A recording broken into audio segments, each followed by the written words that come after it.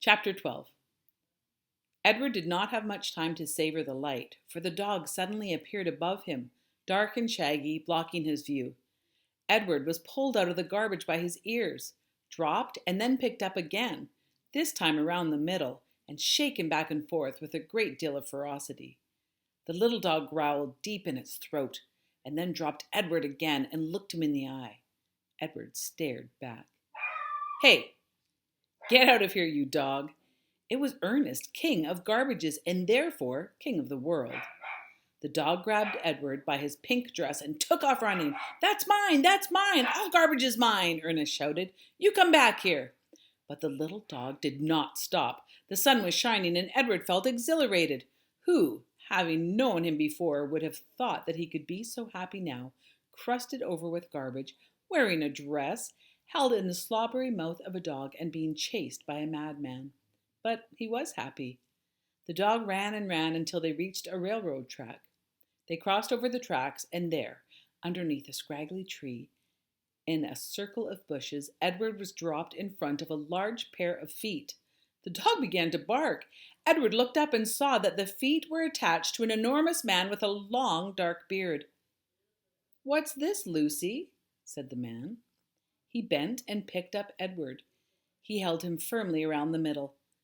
"Lucy," said the man, "I know how much you enjoy rabbit pie." Lucy barked. "Yes, yes, I know. Rabbit pie is a true delight, one of the pleasures of our existence."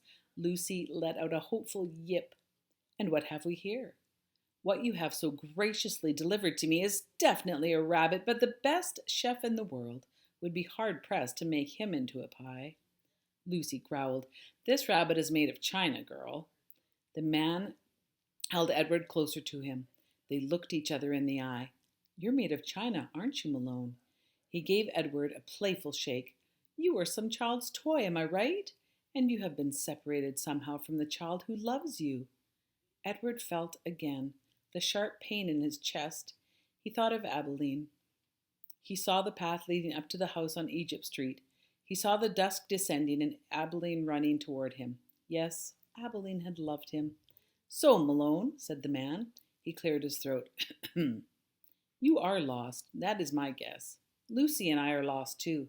At the sound of her name, Lucy let out another yip. "Perhaps," said the man, "you would like to be lost with us. I have found it much more agreeable to be lost in the company of others. My name is Bull.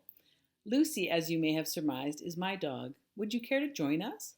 Bull waited for a moment, staring at Edward, and then with his hands still firmly around Edward's waist, the man reached one enormous finger up and touched Edward's head from behind.